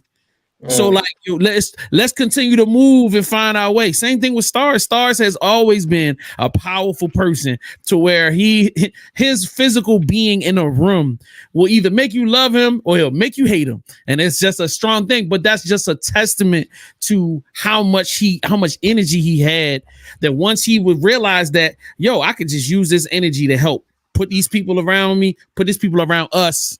And now not only can I eat, now I'm putting whole families into secure spaces. Hey, I can do not just a deal for me, but I could do a deal for 5-6 different people. That is what you were meant to do. And this is just the beginning of the journey, because there's so many more levels that now we all know that we can get to confidently. So now Stars can be like, bro, I know when y'all come to LA, I got you, nigga. It's time to set up the shoot the da-da-da-da. Oh, we good. All right, Jay, you gonna put this together. Okay, I could be here doing some paperwork. Like now we can see how we can do shit bigger. And we don't need nobody else to tell us how to do it. We can do it on our own. But I tell you, you know, that's easier said than done. Because when we grinding, all we see is the people at the top. And a lot of times the people at the top are the ones that sign to a label, the ones that's on a big radio station. And even like, and Wayno will say this, because I think we had a conversation off camera, but he was like, basically, I'm looking at him like, man, you the man, you that nigga, you tripping, you signed with QC, you did this, you did that. He like, bro, but I'm not gonna lie to you, like, I'm like, part of me is still have to answer to somebody else. So like when somebody call, if it's important, I gotta go. He like, where with you built something that you don't have to do that, right? And basically he was just giving me game, like uplifting me, just saying like, you gotta see the power in that. You get what I'm saying? Like, bro, you've built something where you can do this if somebody give you the green light or not. And my position is not always like that. You get what I'm saying? But a lot of times I'm not thinking to build or create something because I want to give myself the green light. That's not what I'm thinking. I'm like, man, shit, these niggas got all these numbers. They streaming all this. They got these interviews with these big guests and all. I want that, right? I'm not understanding what goes on behind the scenes, if that makes sense, right? And again, sometimes what happened is you get forced in a position where you got to do it on your own, and that probably was the biggest blessing for me. But I'll be lying to say it still be hard. Like I'm like, man, this shit is crazy. This is that, man. You took that words out. I'm gonna cut you off, but it was so important that I say I definitely came to a point where you be like, yo, you know what I mean? I'm just trying to figure this out. You know what I'm saying? You're trying to get to that next space. And I went to a rock bottom where I ain't had shit. I was in this bitch like, yo, I'm out here chasing, trying to figure out where to go, where I can be, who I can be with. And I ain't getting no money. I'm trying to make these placements happen type shit. And it's like nothing was working. You know what I mean? And I found myself like at a bottom and just trying to like look at getting a job type shit. So and then after a while, I you know, like I said, I started getting with guys more. I started getting my producer named Davi. We started working on stuff. I started only working with him. You know what I mean? Then I started doing film stuff. I started only working with certain people with film. You know, shout out to Maggie. Like every time I came home, she made sure I had stuff to shoot. You know what I'm saying? And then I got this company called Asina who believed in what I was doing and everything I could bring to the table now with a music development station who's in the middle of launching soon. And I'm one of the main partners. So it's also amazing to have that on top of having doing clothing creative brands with I got a songwriter named Nova Wave. I'm working on their clothing line. They actually are the biggest writers in the world right now. They wrote for Beyonce, even on the new one, the last one. You should look that up, Nova Wave. They're amazing. Or helping weed company learn how to promote their brand online. You know what I mean? Doing all these little things on top of the goal of songwriting. I'm still in studio songwriting. I'm still getting placements. I still got songs coming out with movies coming out with artists. Like I said, this year's gonna have a lot of placements I was in studio with. So it's like these things had to come on their own. When I got here, I was trying to force these situations. I was trying to force my way in the studio, trying to make a hit, trying to prove to people I was who I was, when really I didn't need to prove anything. I just needed to move in my own pace and let time tell who I am. And you know, it took me a while to realize that. Like I was saying, like I had nothing for like a couple months, and I was like, yo, I can't survive out here. You know what I mean? And now it's to the point where I'm getting, you know, monthlies. You know what I mean? Just from off the brand and what I bring to the table, like Jay does. Like, you got brands, you got people who sponsors and things like that. Now we don't have to answer to anybody. We move how we want to move. We don't have to do too many things. And that's really the goal, to be able to get an income and be able to also maneuver how you want to get in the next space that you want to. A lot of times we get locked in with these companies and with these jobs and with whatever. And now we're stuck here. And now we're holding back on the potential where we could be, because we have to stay in this space for the commitment we made because of where we were and the time we were there. You know what I'm saying? Thank you, brother. I just want to say that the journey is not, when he says it's hard, that's just about the game, bro. Like, we can't make any progress without pain. You ain't about to get no muscles without having some pain in that gym. You're not going to grow as a person. You can't have a baby without the pain of the birth. You can't. I mean, like, there's 1,000 things that when we talk about taking things to another level, pain is going to be involved in it. Stress is going to be involved in it. You know, you learning to reach outside of yourself. Listen to that. Reaching outside of yourself, meaning outside of your security, outside of your comfort zone, outside of your anxiety, outside of your doubt. We all have to push past a lot of different things to become the greater versions of ourselves. So like what you are looking at are two men right here that are prime results of everything I just said. Like, you know what I mean? But also, Jay, go ahead. I was gonna say also, like, it comes to, we talked about this a while ago about just the interaction between the older generation and the younger generation. The older generation need to have more patience with the younger generation, because a lot of us it takes us time to understand it. And sometimes we got to go through it ourselves. Because I'm listening to Stars, I'm listening to myself, and I'm like, and I can only imagine, like, you're probably like, man, I've been saying this. But it was something that we had to go through to understand it ourselves. Like, even when I'm hearing Stars, it's like a lot of times I feel like all of us, we want to be seen as one particular thing and be great at that. Like, it might be a rapper, it might be a podcaster for me, when sometimes we got to get outside of ourselves and understand that we're multiple things and be okay with that.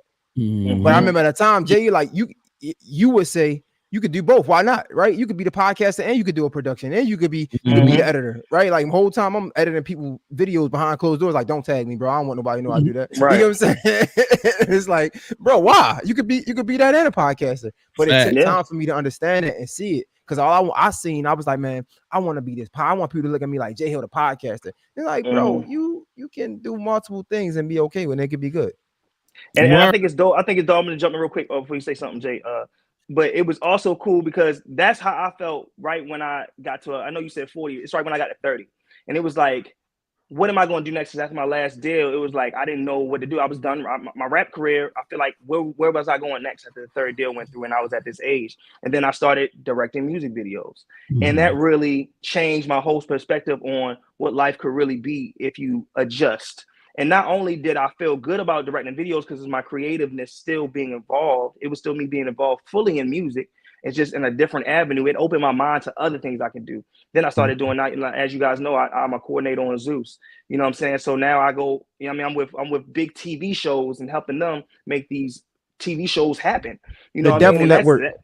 Yeah, I mean, hey, man. Sorry. Network. You feel me? It's the Pay Network. Okay? On Facts. God. One thing I ain't gonna lie about is that, okay? But I digress.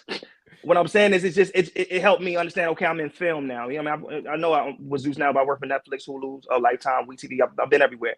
But I think it's important that I understood I was good at that and got and started working on how I could be better at that. Instead of just only stack all these chips on this rap, songwriting. It's like, no, okay, let's stack on this production, film, music videos, context of content, you know what I mean? The look of things, you know what I mean? Just aesthetic. It's just so much that I started learning that I was good at. I think it's important that, like Jay said, we be okay with being great at great things, because you never know what's going to be that one to take you to the next step. And when you get to that next step and you get to that next level, whatever got you there, if it's not what you want it to be, now you have the resources, the money, and probably the connections to get you exactly where you want to be with what you want to do. But at first, you got to take these, again, small steps. Take all your coins, not just the rap coins. I'm talking about podcast coins, the video coin, direction. Take every coin you got and put it up. Because at the end of the day, you don't win the lottery of not playing the numbers. You know what I'm saying? So play all your numbers. You never know what's going to hit. And I think that's something I learned. And I want to tell everybody, like, if one thing isn't working right now, find other things you're interested in, because you never know what's going to take you to the next step. And if you have that love for that one thing, you can do what you want. Look at Dream. Dream was writing so much music for people. When he got his money right, he dropped his first project because that's what he wanted to do. He wanted to be an artist. You know what I mean? And same thing with Neo, same thing with Carrie Hilson, same thing with Eric Bellinger. These are songwriters. The same thing with the shorty that just Money Long. And she's been doing it for a while. Yeah, she was doing it for a while. Victoria Monet. Yeah. She's up there with us.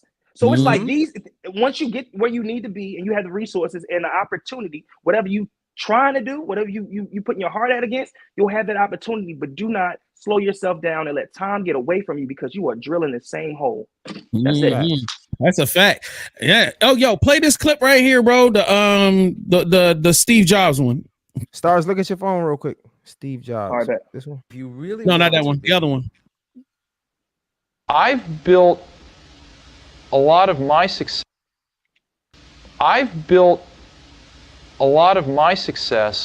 Off finding these truly gifted people and not settling for B and C players, but really going for the A players. And I found something. I found that when you get enough A players together, when you go through the incredible work to find 5 of these A players, they really like working with each other, because they've never had a chance to do that before. And they don't want to work with B and C players, and so it becomes self-policing, and they only want to hire more A players. And so you build up these pockets of A players, and it propagates. Ladies and gentlemen, man, Steve, I wish I had a hand. I'd clap right now. Nah, you funny. This guy's crazy. This guy's insane, man. Yo, I used to feel offended when I saw certain groups of people always hanging together, because I'd be like, man, they just antisocial, or they anti this, or they, man, I don't feel acceptable, you always come up with these preconceived notions about why groups become groups, or why certain people become the popular kids or become the most successful kids. Is because when you become really skilled at certain things, when you become really great at certain things, I don't care whether it's being a talking head or being a fashion person, a musician, bro, nothing makes you more exhilarated and excited than working with somebody that can work at the pace and have the skill set and the understanding. We speak the same language. We like the same quality level. Bro, these are super important things that I've become obsessed with. So when people be like, oh, I want to work with you, yo, can we pod together? And I'll be like, we'll see. But it's like, bro, I don't want to have to teach you how to do what it took me 17 years to do. Either you know what you're doing when we get in the door, or let me surround myself with other people that are great at it, so that we can create great. I know how to create mediocre. We've done mediocre 1,000 times. We can continue to do mediocre. But how often do you get to be on that A team? How often you get to be LeBron and what other 2 other niggas? I don't watch sports. So like, you know what I mean? But you get the point. It's like, bro, when he said that, I was like, yo, that is true. And then you police yourself. Yo, this nigga ain't ready. She ain't ready. All right. Well, that might be, we can bring them on and see how they do. But like, creating greatness is strategic. It is not luck. That's but also not even just that though. Sometimes creating greatness is a synergy, and is an energy that happens that is out of your control. For example, right, when I was coming up, we hear this a lot, right? Especially coming from Baltimore, a small city. they don't support talent, they support what's popular. So the one thing I used to always say is get popular then, right? Like when I was coming up, I used to always see the stars, hang with the stars, and like their pictures and comment. I'm like, man, it's a bunch of dick riders. Like all they doing, they only fuck with each other because they hot. So yeah, I don't want to hang with nobody that's not. Like you gonna take away from my brand. But I didn't understand that at the bottom. Like niggas at the top hang with niggas at the top. But me being at the bottom, like, man, these bunch of dick eaters. Like these a bunch of like, you know what I'm saying? I didn't understand it until I became one of them guys, and then people start hitting me because they want to work with me. They want to do collabs with me. No, I don't want to collab with you if you ain't somebody that I can benefit from, and vice versa. And that's people why hate that word, man. It just is what it is. I had to understand that man. What can I get from this?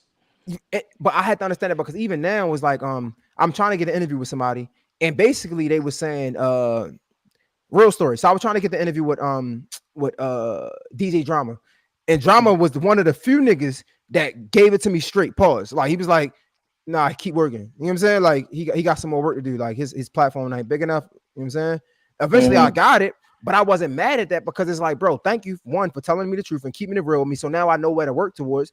But also, who am I to be upset with that? Because there's thousands of people in my DM right now who trying to do an interview on my podcast. And no, I don't want you on my podcast right now. And I might be overlooking. I might be overlooking some really dope people. I really might be. But I know if that's me looking to the people that's trying to get on my podcast, and my podcast ain't nowhere near the platform of the people I'm trying to get on my podcast. Who am I to be frustrated or upset when somebody say, no, I don't want to be on your podcast because it ain't big enough? I'm doing the same thing, just on a different level. So like I had to understand that. No, I also think it's important. Like when you say you would hate A's, like that's what we ended up doing. I ended up finding people who were just as driven as I was in different areas, and we come together and make this thing happen. Which I'm doing great. I'm still growing, but man, every day it's some calls and it's business calls and it's dinner meetings, and it's like, yo, this worked. But besides that, I wanted to check on this because I was doing production, and me being a coordinator, I had to always get PAs to work for me on these film shows or movies I was working on. And I remember always trying to just hire, you know, the homies or black people or just like, you know what I mean? Not saying it was race or nothing, but just, you know, people I think I like around me. I think it'd be dope. Like, oh yeah, you a vibe. Come over here. We can do the show. Not really going with what they brought to the table. And I was doing shows with these people, and we got jokes, we laugh at it occasionally, but we got work to do. And they taking, oh no, bro, I'm gonna go right here real quick, or I'm gonna eat this food real quick, then I'm gonna do it. Y'all forgot, yo. And I was like, it was slowing me down, and it was making me look bad because I'm in charge of everything, and these things aren't happening like they're supposed to. So then I started going on these sites and finding people who had a lot of credits, who I got recommendations from higher people. Like, these people don't play. These people really are great PAs. And I hired about 5 or 6 of them. And I remember the day that I had 6 recommendations of like best PAs, just them being good, and watching them work and sitting back like, I just made my job easier. You understand? Like, now I don't have to do as much. Now I don't have to repeat myself. Now I don't have to check up on people and make sure it's done, or not know the answer to things when my superiors are asking me questions about what's going on with the production, because these people are keeping me in line. Hey stars, I did this. Hey stars, this is going. Oh, and I also did this. They're doing extra shit I didn't even ask for, just to make sure the production is better. Right. It's because surround yourself around people who give a fuck. You know what I mean? Talk to them. I don't want nobody around me who here for a check. Yeah. You here for a check? It's jobs you can get a check from. You can go down to Amazon like everybody else and get that 8 hours, and at the end of the week, you're gonna have something for yourself. You go, I mean, but this is a business where we need to be superior. Everyone needs to look at themselves as the best. If you're the PA, I want you to be the best PA you can motherfucking be. Don't be saying like, oh, I'm PA, but I'm really a video director and I don't know. No, now, nigga, you the PA. Bro, Jay, you said something, and I say this all the time. JS, when you was like, we all want to be like LeBron. You can. All you gotta do is be on a team where you can be that. So I tell people, everybody, you can't be LeBron, everybody can't be Kobe, everybody can't be Jordan. Yes, you can. Because guess what? If I got a cameraman, I don't want to be a cameraman. You can very much so be the Jordan of the cameraman. I don't want to fucking hold the camera. Like, even today, like, I'd rather do this. Yeah, get this angle, we're gonna shoot like this. That's my job. You know, I don't want to come up there like, oh yeah, move get my ISO and change the text. No, fuck all that. You do all that. I'm pointing and telling you what to shoot. That's an amazing thing to say, because people have to be great at what they're great at. Know what you don't want to do and find someone who do want to do it, and let them be the LeBron of it.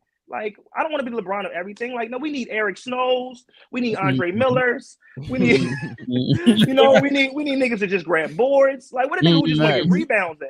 But even that though, if you grab the I don't know if you are assistant producer, you can be the Jordan of being an assistant producer. If you're the light man, if you're gaffing, you can be the Jordan of gaffing. If you're the person that brings the lunch, you can be the Jordan of the person that brings the lunch. It just is what it is. All these extra utensils and ketchups and barbecues. They don't do that. They don't do that. Napkins, everyone has lots of napkins. This positive moment has gone off the rails.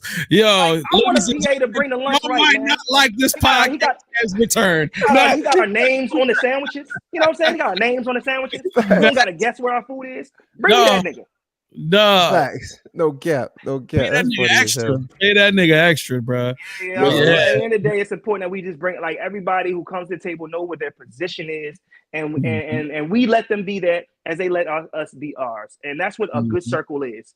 Like, I told people a lot of days, I was like, all these rappers, back when I was giving advice to rappers in the city, I'm like, yeah, so what's your crew? All these niggas in here, what they do? Oh, yeah, no, this nigga, oh, he rap. He rap. Oh, yeah, it's my homie. He rap. Oh, you got a crew full of rappers. So how the fuck they gonna promote you? Because they promoting they shit. When I was a rapper, I didn't want all the niggas in my studio to be rappers. When I was in the studio, Jay, you can JS1, you can say the same thing because you know me. When my sessions, I had producers, I had vocalists, I had engineers, I had everybody that was not a rapper because I didn't need other rappers. And if I did have a rapper on there, it was a specific thing I needed him to do. And they go in there and say 5 lines if I needed them to. But guess what? That's the vision I had because I'm in control of that. So, but my sessions were better that way because, and my circle was better that way because my homies don't rap. So they're not looking for anything. When I drop a song, they trying to promote my shit. They ain't put my shit in the story. They put my shit on their page. They want people to see it. And it's like, not saying you can't have friends with people who do podcasts. Jay Hill, I'm sure you got podcast friends. I'm sure Jay, it's when you got podcast friends. I'm sure I have musicians and TV directors. We do. But your circle is not your peers. Your circle is your team for your success. So you need to always remember what they bring to the table and how that benefits you. The word of the day is benefit. Don't be scared to be beneficial. Because if you're not beneficial in anything, nobody's going to want you. I know a lot of times, I heard a girl say the other day, a guy say the other day, we don't want the woman that got dressed just how, no, I want to dress a certain way. No, you don't want the bitch that's not desirable. Let's be real. If nobody wants her, you're not going to want her. So at the end of the day, it's like that's just what comes with it. Like, you know what I mean? Like, nobody wants an undesirable person. You know what I'm saying? Like, okay, nobody wants her. I want her because nobody wants her. No, that's not how it goes. It's a feeling and emotion that comes with it. And you know what I mean? Everybody likes some kind of benefit or somebody brings some table with somebody that has a want. And we need to just be okay with it, man. I hate that people shy away from being used. Like, what the fuck are you here for then? If you can't be used, you're useless. It is what it is. Hey, I like this. Hey, JS1, this is a good addition, man. This when you say you had a surprise, I was lying. You know who you was gonna bring up here. This is really his birthday. I said my birthday. I said it's his birthday. I'm gonna pull up on him. I asked him. I was like, yo, I'm using my birthday wish for them to come on the show. Come on, a birthday wish? Damn, that's crazy. It's a birthday. No, it didn't have to be a birthday wish. First of all, Jay, you ain't asked me to. I can watch you do this shit with everybody. Mr. Hill, you ain't asked me to do this shit one time, nigga. I've been over here like. Over here posting shit, fire emojis on everything. Like, yeah, I didn't even know that you could. My bad. That's it. You know what I'm saying? That's it. So I got a podcast coming. I got a little podcast, little episode coming out every Friday called I don't know the name of it. New Music Friday. Me and my homie, we're gonna start talking about music that comes out every Friday. You know what I mean? We're gonna react to stuff. We're gonna just, you know what I mean, let people know about new artists that's coming out, people they might not know about. That's something coming up, and I would love to have y'all guys on that. You know what I mean? Every now and then. We would love to have you. We would love to have you on this every now and then. Man, come on! Anytime y'all need me, give me the date. Give me, man. Let me know. I can do this. Pull this mic out. The shit in my book bag. I just pulled it out my book bag. That expensive ass bag he got. Okay, that's what's up, man. We always talk about money. Okay, these are the fruits of my labor. This nigga is back in the music review bag. You okay? I see, bro. And you didn't call me, bro. Is that how we doing it We now? came up with it. We ain't even shoot an episode yet. Niggas mad already. Oh, all right. No, I'm gonna be because I was gonna do it on the day Future album came out, but I had some technical difficulties. And when I found out how it, I was like, that would have been the perfect one to do. Yeah, first. you fucked up. You missed a moment. You myself should have in really. That's crazy. Yo, let's do this. Let's do this more, man. I gotta get ready to go to church. No, I gotta pack up. I'm moving today, so we all got shit to do. So Yo, congratulations, bro. Congratulations, brother. Yo, let's get on this more, man. I like this, man. This is good, Jay. I'm had to spend some more. I'm had to spend some more money, but we can talk about that. Cause I gotta get the Yeah, get the what? You know, the stuff on the thumbnails and stuff, right?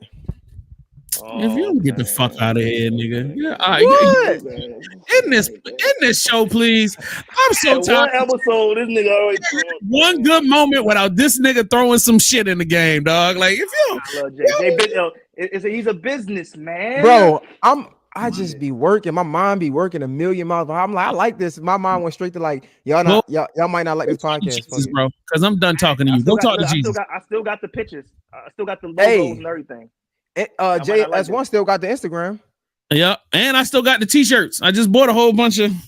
So how you gonna be upset with me about how you gonna be upset with me for thinking in the future like shit? Just go to church. Collaborate on posts now too. It might be a better time. Yeah, it's crazy. See, look, we could collaborate. You know what I'm saying? We could use everybody get it. We could use the iPhones as our desktop monitor camera now. You know what I'm saying? Like this a different time. Definitely a different time. Mic's up and shit. We good. You know what kind of mic is that? I don't know. My homie gave it to me for real, but to be 100 with y'all. Yo, I love stars, yo. That's that hard. Nigga, yo. No, that's hard. That's fire. That's fire. That's hard. That's my nigga, man. That's my nigga. Hard. Now I can that's fire. That's fire. I can help you out. You still got your laptop? You still got your laptop? No, I can help you out with something. Yeah. Put me. You know, I don't know all this stuff like that, man. I can help you out. What's the bottom part on that? Is that it's the XLR mic? Oh yeah. You probably already got one. You got a Focus, right? You probably got the one. See, my homies got a whole bunch of stuff because she do podcasts, so I can go over there. But no, what you record on? You don't record on nothing? No, I'll be straight auxing and iPhone. I'm on an iPhone right now. No, I'm saying with your music. You're not recording at your crib? Oh yeah. Oh, not the crib. No, I got a studio across the street. I go to, but I can do it there too. Okay, I thought you might, because you know how some people had a home studio. That's why I thought you might have had an interface in the house. Yeah, interface. No, not in the house.